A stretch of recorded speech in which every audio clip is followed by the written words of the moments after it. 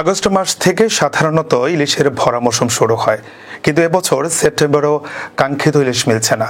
জেলেদের দাবি ইলিশের মৌসুম পাল্টে গেছে, এখন ইলিশে ধরা পড়ছে অক্টোবর থেকে। জেলেরা বলছেন ভোরে দল বেঁধে নদীতে নেমেছেন তারা, কিন্তু কাঙ্ক্ষিত ইলিশ পাচ্ছেন না।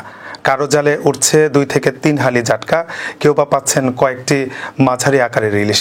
খরচ বাদ দিয়ে একজন মাঝির হাতে থাকছে সর্বোচ্চ 50 থেকে 200 টাকা। জেলেদের দাবি কয়েক বছর আগেও আগস্ট মাসে প্রচুর ইলিশ পাওয়া যেত, তখন ছোট নৌকায় নামলেও দিনে 10 থেকে 12,000 টাকার ইলিশ ধরা পড়তো। এখন সেই দৃশ্য আর দেখা যায় না।